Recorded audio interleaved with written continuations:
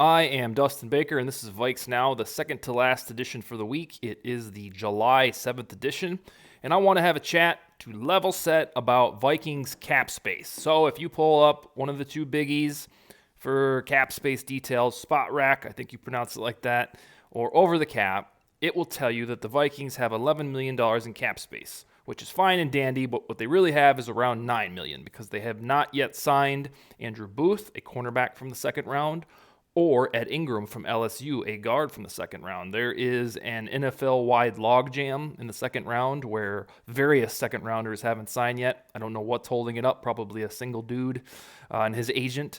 But when those guys get into town, into camp, then the Vikings will have about $9 million. And last year, the Vikings made some moves in the summer. I think Bashaud Breeland came aboard in June. Everson Griffin was a late addition. So it's very plausible that stuff happens. So I want to run through all of the options in my estimation of what they could do with the aforementioned $9 million. The first is the responsible, the least sexy thing is to save it for a rainy day.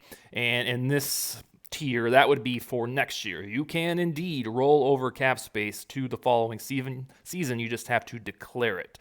So if we rumble through this July, August, early September, and the Vikings make no moves, I believe they have until a certain day in the regular season, maybe near the end of it, where they can say, hey, we want to put this on to next year, which they didn't usually do, but that was with Spielman in charge. So this could very much be capital money for next year with whatever they have planned. Perhaps Kwesi Adofo-Mensah is more fiscally responsible, which would check out because of his economics background. So saving it for next year, that is on the table, although there's no credible source that says that's going to happen, but that would be available to Adofo-Mensah if he sees fit. The next one would be investing in a tight end 2, who we've had various segments about in this show in terms of whether it's Eric Ebron or Kyle Rudolph. For some reason, this team that claims to be a playoff contender, I don't know if anybody's saying Super Bowl contender, but playoff contender, has Irv Smith Jr., and that is about it for prominent tight ends.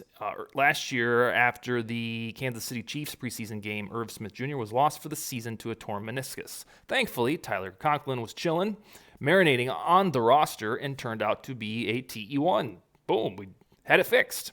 Had to trade for Chris Herndon, a fourth-rounder for him from the Jets to figure that out, evidently. And ultimately, Conklin was a suitable solution at TE1.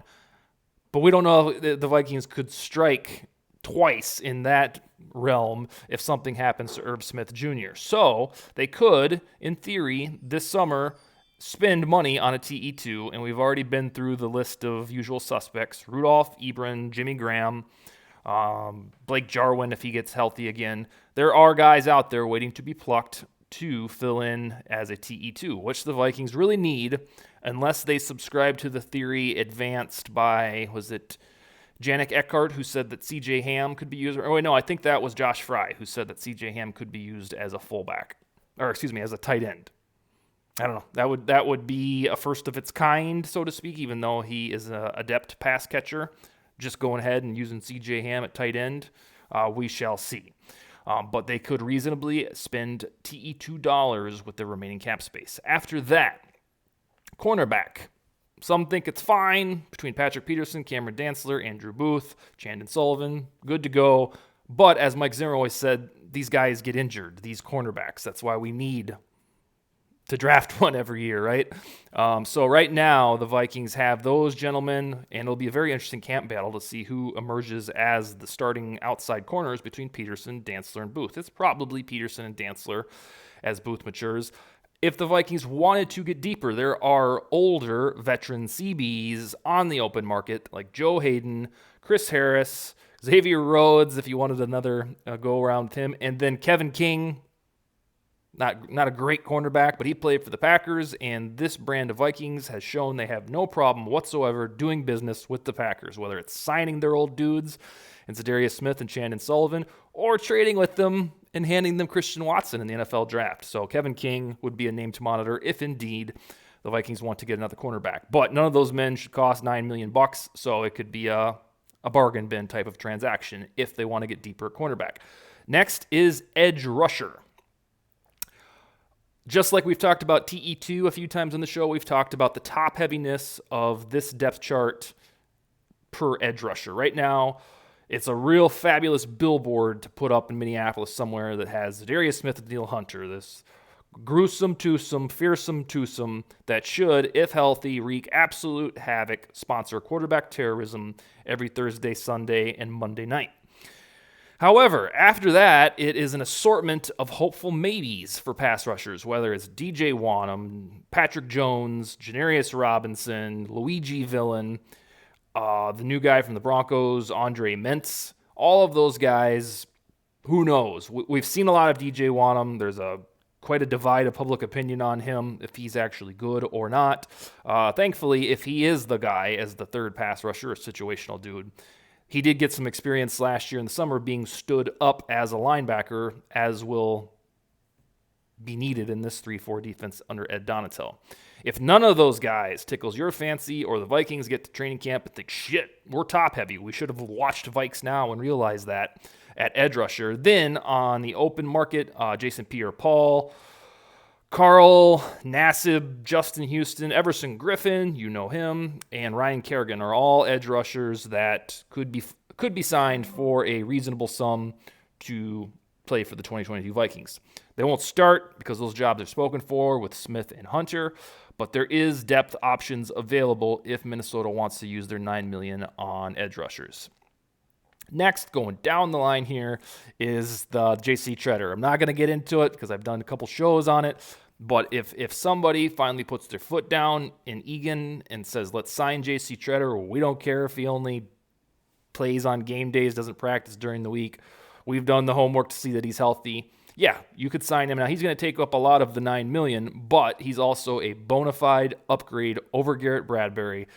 You wouldn't have to wait and see if the new coaching staff can unlock Bradbury. You'd have Treader ready to go. I don't know if he's going to practice or not because that's the rumor that he doesn't really practice because he was beat up. I'm not sure. But Treader would be available because he's still on the open market and he has those ties to Kwesi Adofo-Mensah from the Cleveland Brown days. And if only to stop with the Treader talk, which I got in on early in March. I think one of my few free agent tweets was, let's sign him. And that's before I knew about any injuries or he doesn't practice type of fodder, but he would be a immediate and certifiable bona fide upgrade over Garrett Bradbury because every single season that Treader plays, he's one of the best pass protecting centers in the business. Next, these are kind of the contingency plans for the cap space aside from saving it to 2023's cap. Inevitably, teams have injuries in the summer. Last year, it was Irv Smith Jr. and B.C. Johnson. The Vikings took the trade route to get Chris Herndon to attempt to make up for Irv Smith being out. But they could just save the money, wait and see what happens at camp in the preseason. Somebody's bound to get hurt, and then bada bing, we got $9 million to go replace him on the free agent wire. That seems like a smart plan, and that may very well be what they're waiting for with the $9 million. And for context, the $9 million that they have isn't like we got $9 million. It's like the 11th fewest in the NFL. It just happens to be there, and they're not absolutely squeezing pennies like sometimes when Spielman was in charge. So they could save it for the rainy injury day when they absolutely need it. I like that idea. Second to last option is just make a splash. The new leadership espouses to be all in, it appears, for this season to try to make a run at the postseason. Why not go sign Odell Beckham? Why not sign Julio Jones or Will Fuller? Make a splash at wide receiver or get a big name that you know is going to produce and just get richer.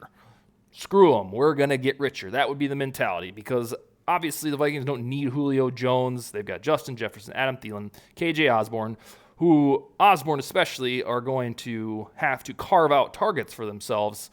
I don't know that adding Julio Jones would be beneficial, but that is an option. They could make a big splashy move with Odell Beckham. He probably won't be healthy until middle of the fall, but he did play with Kevin O'Connell. There is that relationship there, albeit only a couple months, but they could use the money to make a big splash move like Ndamukong Suh, like Odell Beckham, somebody who's going to put butts in seats.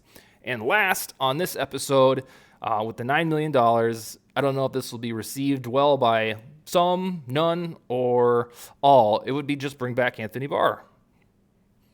I don't think there was any Vikings fan that believed that his free agency would pass the 4th of July and he'd just curiously be waiting to be signed by somebody. But if he is healthy and ready to go, why not bring him back? Of course, he won't start, I don't think, over Hicks or Kendricks. I guess in theory he could start for Hicks, but it's always an option. The reason I brought this one up and put it on my list for the show is that when Kevin O'Connell was hired, he had an introductory press conference where he went out of his way to compliment Barr and what Barr does on the field. And then it was just crickets after that. He became a free agent. Nobody signed him. Now he's getting nominated for humanitarian ESPY awards, a Muhammad Ali award, and he's unemployed. So he won't be expensive now. We've already seen that summer price tags with the Baker Mayfield deal have plummeted, and you can get a quarterback for a 5th rounder, so you can probably sign Barr for really cheap. As nobody else explored his free agency, or either that or Ben Lieber was right all along and that he's hurt and contemplating retirement. I guess we'll find out in September.